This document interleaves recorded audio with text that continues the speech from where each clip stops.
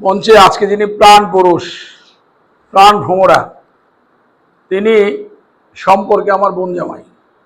তো ওনার নামটা আগে না নিয়ে আমার বোনের নাম আগে নিলে তো আমার গর্দান যাবে। তো যাই হোক, মঞ্চে আছেন একজন গুণী প্রাবন্ধিক এবং সাবেক শিক্ষক। সাবেক শিক্ষক হয় না, কিন্তু প্রধান শিক্ষক সাবেক হয়।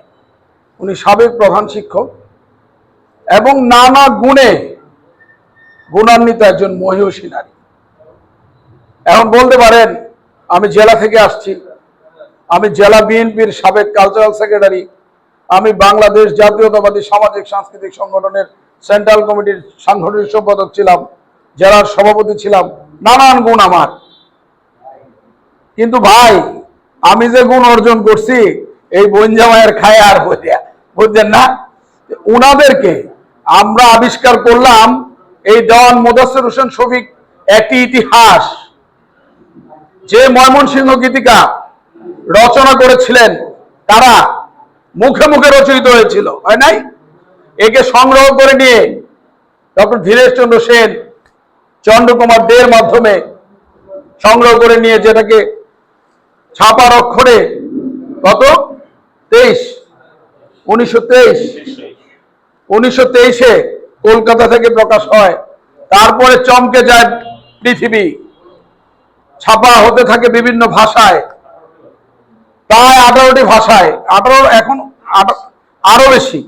ভাইয়ের তো সর্ব লেটেস্টটা বলতে পারেন নাই, 18টা জানেন, কিন্তু এখন বোধহয় 25-এর অধিক ভাষায় ময়মনসিংহ গীতিকা ছাপা হচ্ছে।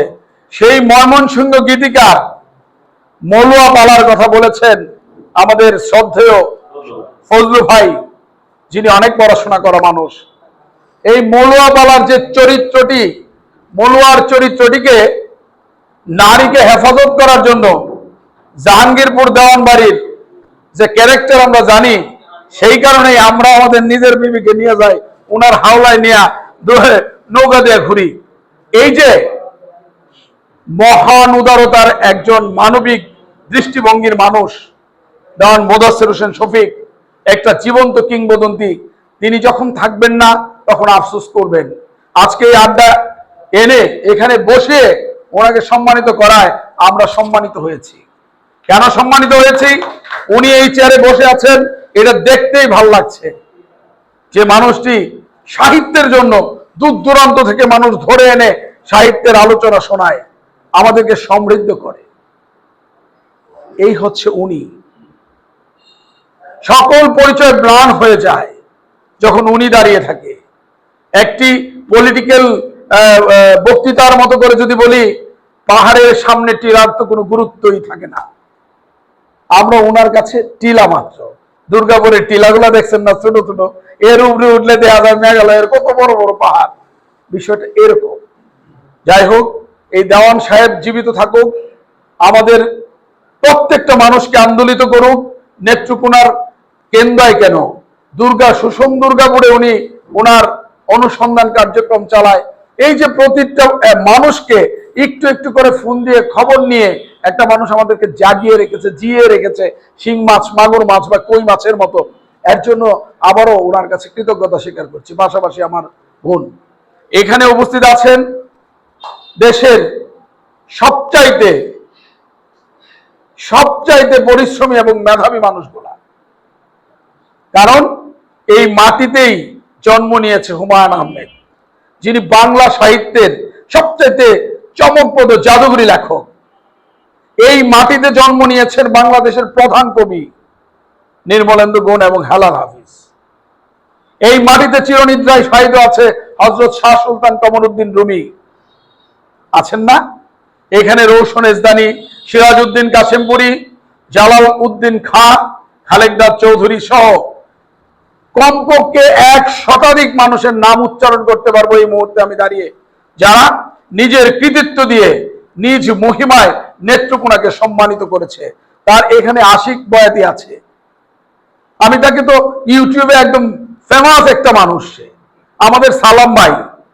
আমি চেষ্টা করেছি ওনার জন্য কিছু করতে। সালাম ভাই কি লিখেছে? আমি পারি না আর পারি না, আমি কেন মরি না। আউট অফ ইমাজিন কি শব্দ তিনি ব্যবহার করেছেন ওনার সঙ্গীতে। আজরাইল কি চিনে না? আমারে আমারে কে লেগা ঘরের ওই রমণী যেন কাল নাগিনী, অর্থ বুঝিনি আমারে বুঝে না। এই যে কথা রে ভাই, আউট অফ ইমাজিন, কল্পনা শক্তির কত প্রখর স্থানে তিনি অবস্থান করে, এটা ওনাকে আমি সেলুট করছি এই আড্ডায় দাঁড়িয়ে। জীবনকে একটি কথা বলতে চাই, জীবন তুমি সবার, আমি তানভীরের হলো না, এটা আমি তোমাকে বড় ভাই হিসাবে বললাম। তবে তোমার ডাইনামিজম দিয়ে তুমি সবাইকে একটা ছাতায় নিয়ে আসো। এমন যেন না হয় জীবন শুধু দীপান্বিতার আর এই যাত্রার বেড়া, এরকম যাতে না হয়। আমি একদম স্পষ্ট কথা বলতে পছন্দ করি, সংস্কৃতির নেতৃত্ব দিচ্ছি, কোথাও ত্রুটি দেখলে আমাকে বলতেই হবে। আমি ধীর চিত্তে কথা বলে দিতে পারি, এর জন্য অনেকেই আমাকে অপছন্দ করে। কিন্তু ভাই, জীবন তো এটা করছে, আপনি আসেন না কেন? আপনি আসলে আপনাকে সরিয়ে দিতে পারার যোগ্যতা জীবনের নাই। আপনি আসেন, এটা সবার। আমি বোধ সাহিত্য আড্ডা করি। 1997 সালের 16 ডিসেম্বর প্রথম বোধের পত্রিকাটি বের করি, সাহিত্য পত্রিকাটি। সেই থেকে আড্ডা করে যাচ্ছি অনিয়মিত ভাবে। এখন পর্যন্ত মাত্র 502তম আড্ডা হয়েছে, আর 9 বছরে 500 আড্ডা করলো জীবন। তাহলে আমার চেয়ে সে বড় নেতা না? নিঃসন্দেহে বড় নেতা, নিঃসন্দেহে সে আমার চেয়ে অনেক যোগ্যতা সম্পন্ন মানুষ। ভাই, যোগ্যতার মূল্যায়ন করি। এই যে আমার পাশে বসে দিবান্বিত আমাকে একটি কথা বলেছিল, আমাদের মধ্যে সময় আসলে খুব বেহায়া হয়ে গেছে, নিজের প্রশংসা ছাড়া মানুষ আর কিচ্ছু করতে জানে না। ভীষণ বেহায়া সময়ের মধ্যে দিনাপাতি করছি আমরা, এটা খুবই লজ্জার ব্যাপার। মুই কি হলুম রে, আমি একটা বিরাট কিছু। আরে ভাই, আমি তো তখনই বিরাট কিছু হব যখন আমি বলবো বুলবুল ভাই আমার চেয়ে ভালো কবিতা লিখে। আমি যখন বলবো যে এই যে দাদা কবিতা পড়লো, আমি তো তাস্কিকে গেছি, সেই মদনের একজন লোক অজপাড়া গায়ের কবিতার কি মান। হ্যাঁ, আমি একজন সম্পাদক হিসাবে বলছি, খুবই মানসম্মত একটি কবিতা আমি শুনেছি। কারণ আমি সম্পাদনা আজকে থেকে করি না, আমি অক্ষরের সম্পাদনা করি, আমি সৃজনীর সম্পাদনা করছি, আমি উত্তর আকাশের সম্পাদনা করছি। সম্পাদনা আমাকে শেখানোর কোনো দরকার নেই, আমি যতটুকু জানি। এমনকি পলিটিক্যাল কালচারাল বুকগুলো যে তৈরি হয়, যেহেতু আমি কালচারাল সেক্রেটারি ছিলাম যারা বিএনপির, আমিই করেছি। সো দ্যাট আমি যেটা মনে করি, আমাকে ক্ষমা করবেন কারো মনে কষ্ট দিয়ে থাকলে, সংস্কৃতিটা সবার। বিলিভ করবেন, সন্ধ্যায় একটা বিরাট প্রোগ্রাম আছে, সেখানে আমি বিশেষ অতিথি, আমাদের মাননীয় সংসদ সদস্য এখানে উপস্থিত থাকবে।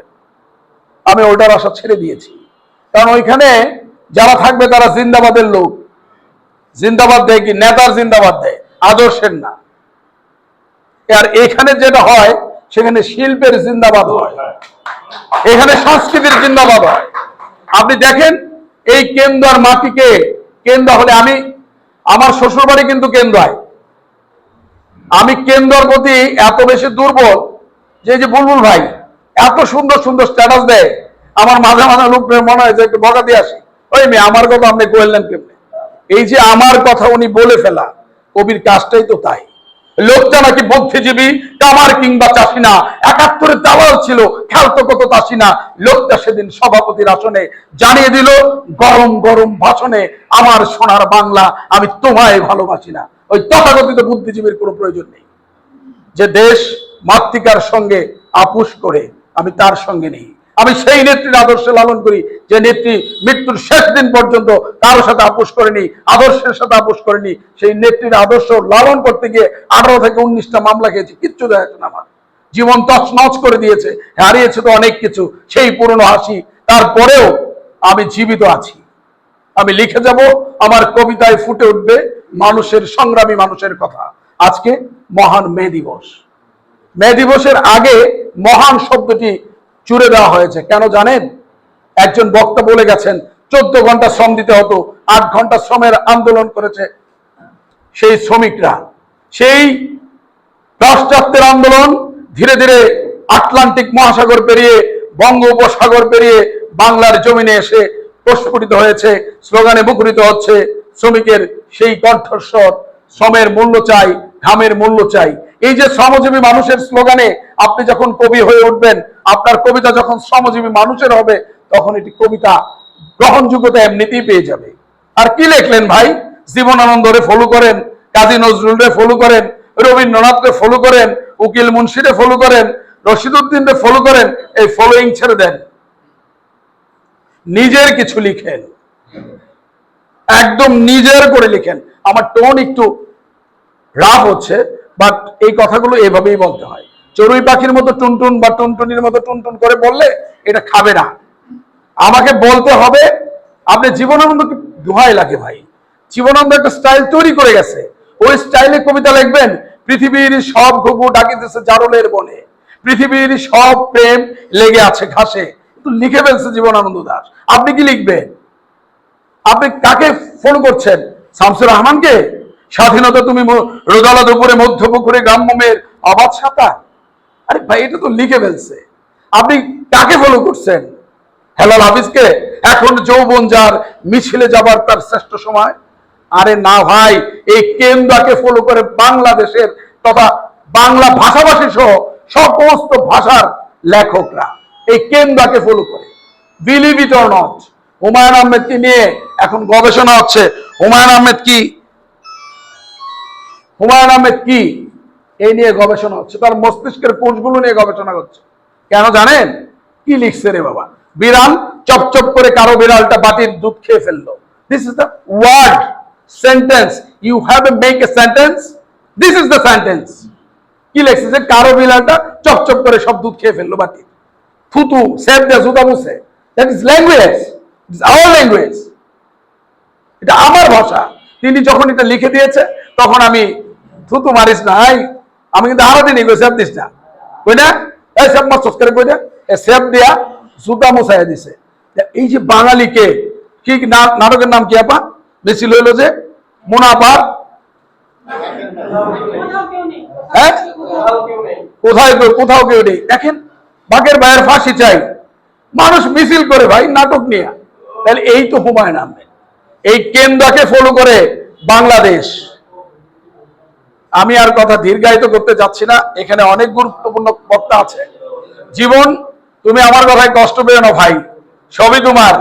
সূর্য যেমন তোমার, চন্দ্র তোমার, কারণ তুমি সূর্যের আলোতেই চন্দ্র আলোকিত হয়। তুমি যদি অন্ধকার করে দাও, অমাবস্যা নামিয়ে ফেলো, তাহলে তো আমরা বঞ্চিত হই। আমাদেরকে বঞ্চিত করবে না। আমি আবারও কৃতজ্ঞতা স্বীকার করছি এই চর্চা সাপ্তাহিক সাহিত্য আড্ডার নেতৃবৃন্দকে, কর্মীবৃন্দকে। এই চর্চা শতবৎসর করতে গিয়ে, নাকি এটা কি ছিল প্রোগ্রামটা? না, আগেরটা, ওই যে যেটাতে সম্মানিত করলাম, শততম মিলন, শতকবির মিলন মেলাতে আমাকে সম্মানিত করেছে। কিছুটা দায় থেকেই যায়। আমি এখানে আসার আগে কমপক্ষে 10টা ফোন পেয়েছি। ভাই, আমি নাম বলবো না, কারণ জীবন জানে যে তানভীর ভাইকে বললে তানভীর ভাই আসবে। তার চেয়ে বড় কথা, আমি এখানে যে দুজনকে আড্ডা প্রাণ করা হয়েছে, আমি আমার ভাষায় বললাম, সে বোধে আমরা আড্ডা প্রাণ করি। আজকে মধ্যমণি বলছেন, একই কথা। আজকে যে দুজনকে আড্ডা প্রাণ করা হয়েছে, তারা যেখানে যাবে, যত বাধায় আসবে, আমি তানভীর জাহান চৌধুরী সেখানে যাবই। কারণ এই ওনাদের দুজনকে আমি I love you, seriously I love you. ওনাদেরকে ভালোবাসা যায়, ভালোবাসা কিভাবে আদায় করতে হয়, এই দুই ভদ্র মানুষ, ভদ্র মহিলা এবং ভদ্র মহোদয় ভালো করে জানে। ধন্যবাদ আবারও। ভালো থাকবেন সবাই। কথা থেকেও বিরক্ত হবেন না। কোনো কবিকে ফলো করার দরকার নেই, আপনি ফলো করেন।